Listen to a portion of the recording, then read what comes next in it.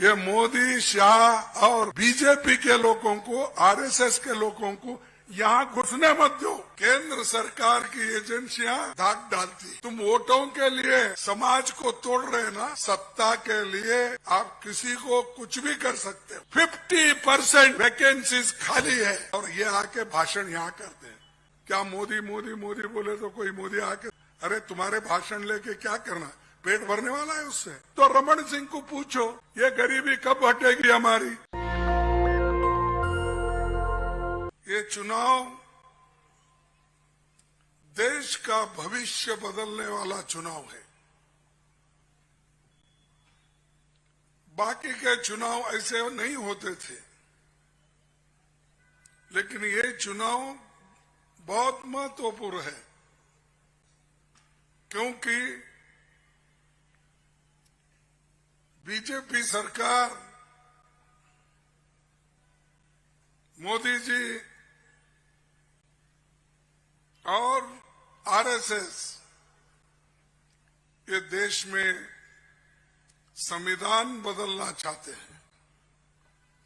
गरीबों को जो हक मिल रहे हैं, वंचित लोगों को जो संविधान से फायदा हो रहा है, उसको निकालने के लिए वो लोग बदलने की जरूरत है समझकर वो कदम रख रहे। उसको रोकने के लिए ये जरूरी है कि कांग्रेस पार्टी छत्तीसगढ़ में आना जरूरी है और 5 स्टेट में भी आना जरूरी है। 5 स्टेट में अगर आ गए तो फिर मोदी साहब आगे बोलेंगे नहीं। हमेशा ये बोलते हैं, कहते हैं कि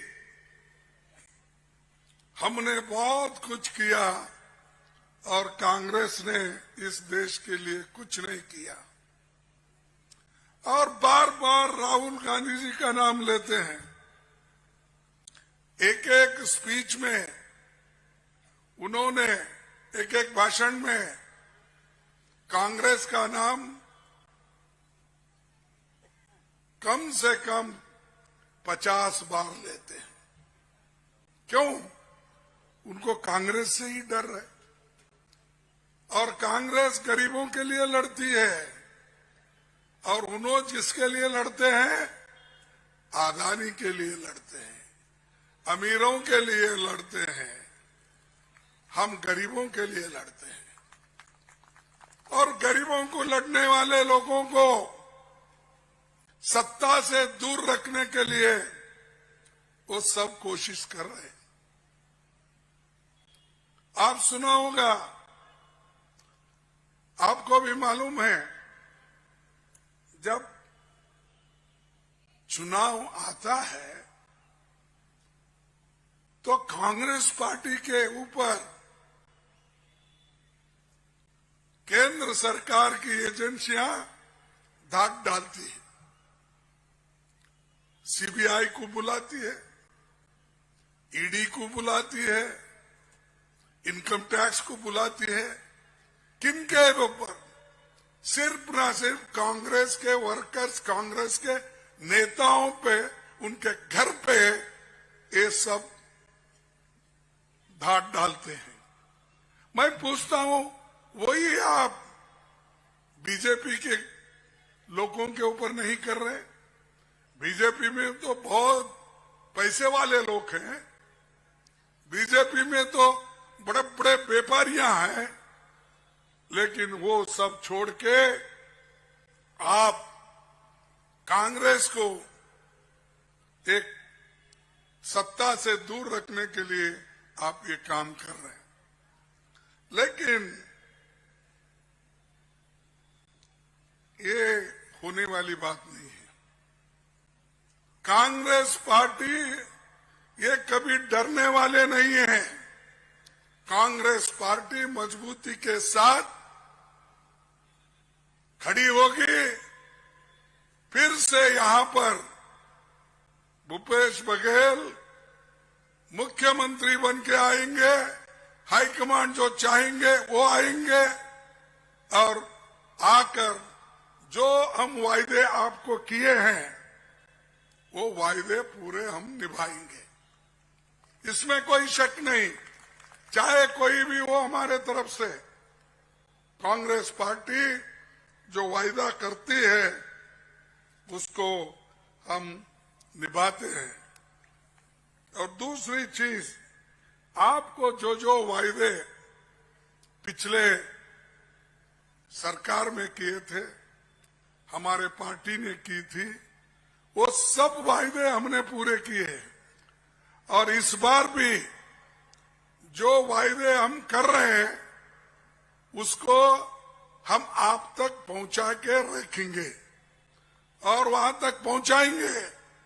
वो कितना भी बोलने दो, मोदी जी तो हमेशा यही बोलते हैं कांग्रेस ये रेवड़ी पार्टी है और कुछ बांटकर वोट लेती है। अरे भाई, हमको तो बार बार तुम यही कहते हो, तुम वोटों के लिए समाज को तोड़ रहे ना, समाज को डिवाइड कर रहे, धर्म धर्म में झगड़ा लगा रहे और सत्ता के लिए आप किसी को कुछ भी कर सकते हो।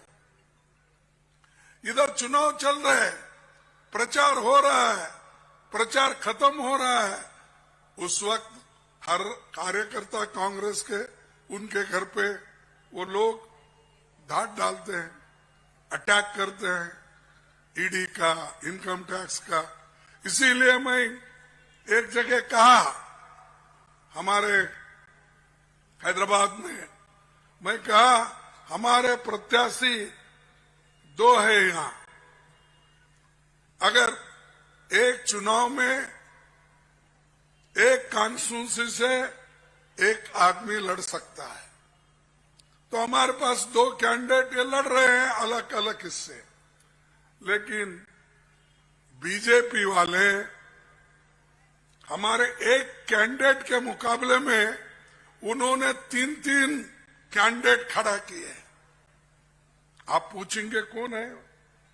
एक तो है ईडी वाला, वो एक कैंडिडेट, दूसरा है इनकम टैक्स वाला और तीसरा है हमारे सीबीआई वाला। ये लोग अब हमारे कैंडिडेट कुछ चुनाव लड़ रहे हैं, उनके रिश्तेदार हो, उनके दोस्त हो, उनके पार्टी के लोग हो, कोई भी अगर हमारे कांग्रेस पार्टी के है तो रातों रात उनके घर के ऊपर जाकर अटैक करते हैं, डिमोरलाइज करते हैं उनको कि क्या है भाई, ये क्या हो रहा है, बड़े नेताओं का ही ऐसा हो रहा तो हमारी क्या बात। तो लोग डरे और डर के कांग्रेस को वोट न दे, ये कोशिश उनकी है।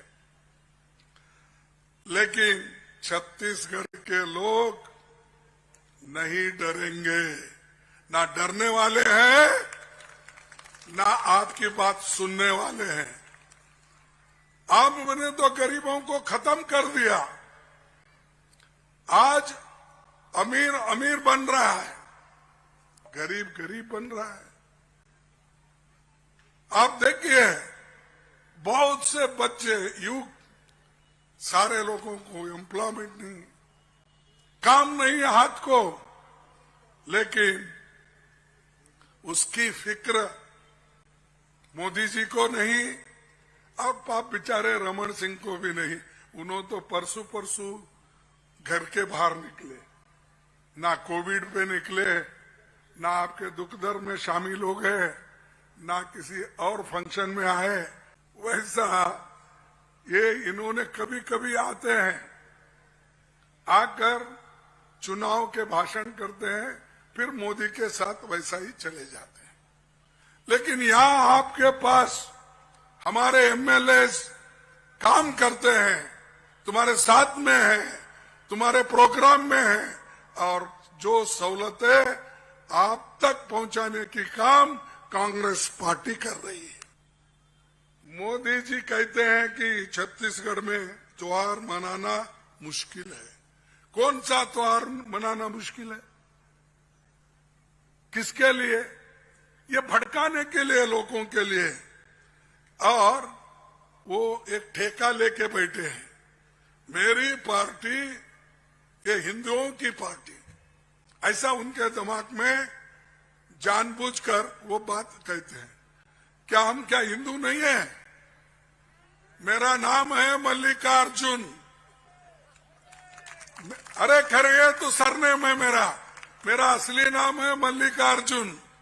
मल्लिकार्जुन बोले तो शिव का नाम होता है, उसको आधा जोड़ दिए, अर्जुन भी होता है और मल्लिकार्जुन भी होता है।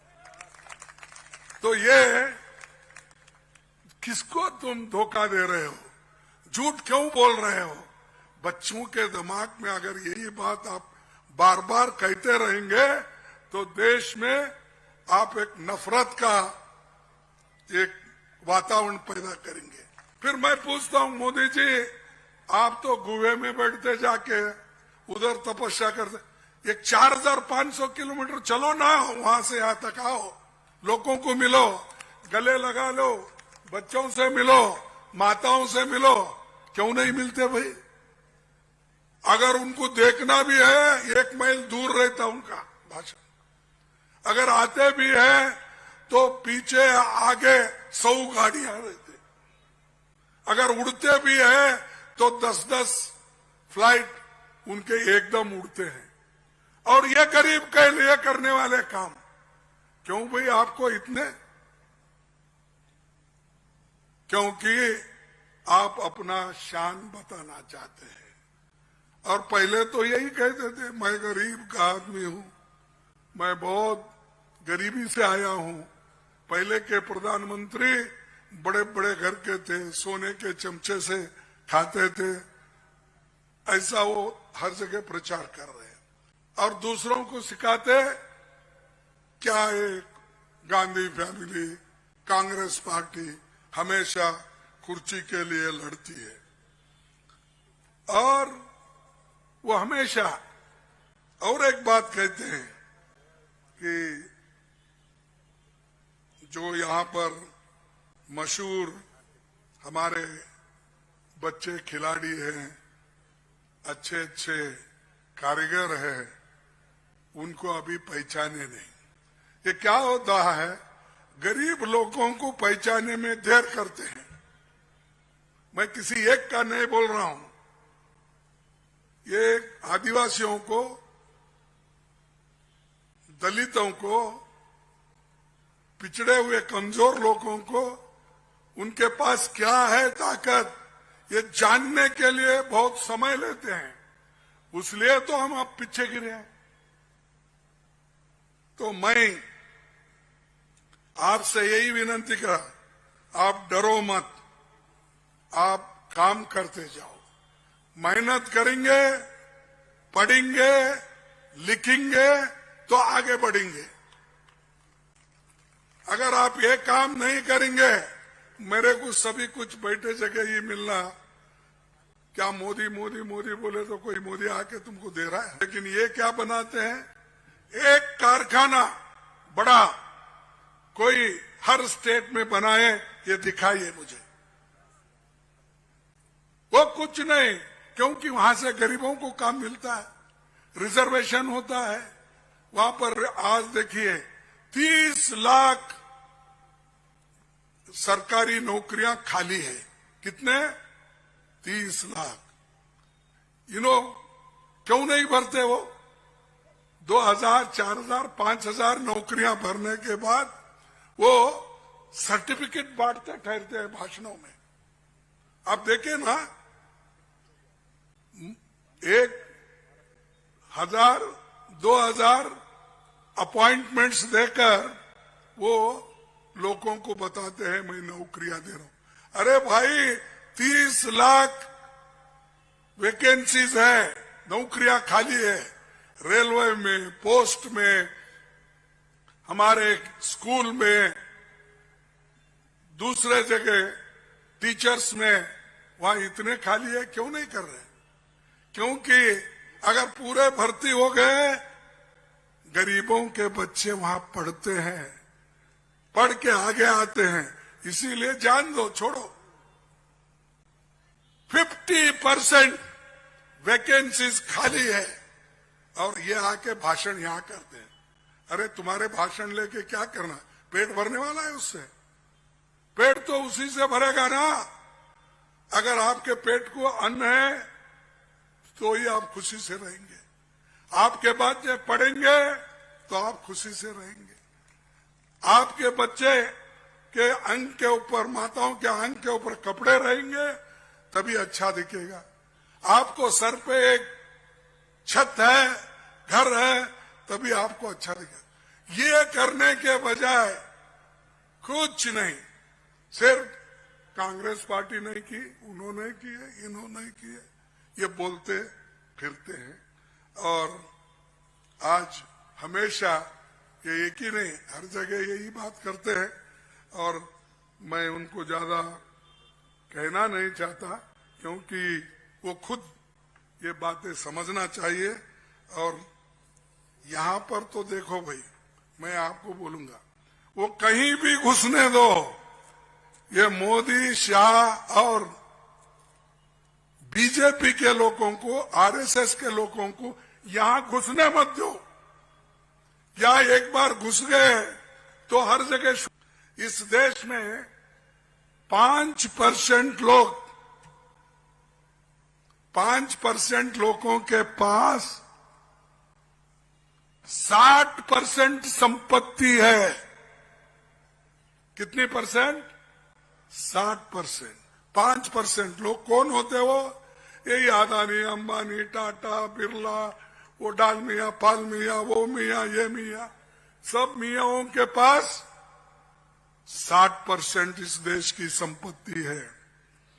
और करीब 50% लोगों के पास 3% संपत्ति है। सिर्फ 3%। ये मेरा आंकड़ा नहीं है, वही लोग जो आंकड़े देते हैं पार्लियामेंट में, बाहर, वही मैं बोल रहा हूं। इसमें कोई बनावटी चीजें नहीं है। तो रमन सिंह को पूछो, ये गरीबी कब हटेगी हमारी? आप जो बड़े बड़े लोगों को, शर्माईदार को सपोर्ट कर रहे हो, गरीबों को सिर्फ भाषण देकर चले जा रहे हो, ये सब हम बनाए। लेकिन मोदी जी ने क्या किया? एक एक करके बेच के खा रहे। अदानी को बेच रहे, एक एक, किसी और को बेच रहे। अरे हम कमाए, तुम खाते बैठे हो, बेचते खा रहे हो। तुम बेच ले रहे हो, और ऐसे देश का उद्धार होता? उद्धार के देश की बात करते हो? बाप कमाया, बेटा घुमाया। ऐसा नेहरू जी ने कमाया, इंदिरा जी ने कमाया, और इसको कौन घुमा रहे, कौन इसको बर्बाद कर रहे? मोदी जी, शाह जी बैठ के बर्बाद कर।